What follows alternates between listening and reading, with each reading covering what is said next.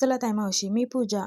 माझ्या यूट्यूब चॅनलमध्ये तुमच्या सर्वांचे स्वागत आहे. आपण सोप्या पद्धतीत आणि घरगुतीच पदार्थात इडली ढोकळा बनवत आहोत. मी याला इडली ढोकळा का म्हटलं ते समोर तुम्हाला दिसेलच.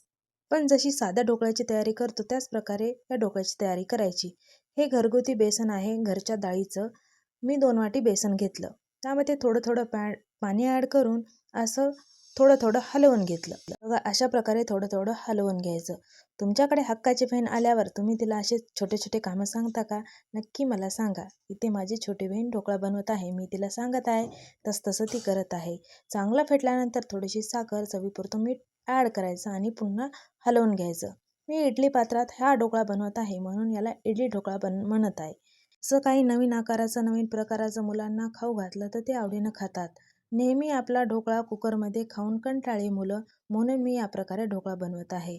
पूर्ण बॅटर एकजीव झाल्यानंतर मीठ टाकून हलवल्यानंतर इनो पुडी त्यात आपण ॲड करू आणि तीही चांगलं बॅटर हलवून घेऊ. बघा अशा प्रकारे बॅटर हे हलवून घ्यायचं.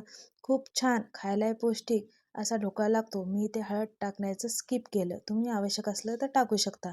बघा इडली पात्राला तेल लावून सर्व बॅटर यामध्ये टाकलं आणि 15 मिनटं वाफून घेतलं. बघा 15 मिनिटात खूप सुंदर उत्तम असा ढोकळा रेडी झालेला आहे. याला तुम्ही इडली ढोकळा म्हणू शकता. बघा ढोकळा असा बाहेर काढून घेऊ. बघा दिसायलाही सुंदर आणि स्पंजी घरच्या साहित्यात सोप्या पद्धतीत हा ढोकळा रेडी झाला बरं. नक्की या प्रकारे ट्राय करा. तुम्ही ढोकळा कसा बनवता तेही मला सांगा. आवडल्यास लाईक करा, शेअर करा आणि सबस्क्राईब करा. मी तुम्हाला दाखवते. बघा स्पंजी आणि मऊ खायलाही सुंदर असा इडली ढोकळा इथे रेडी झाला.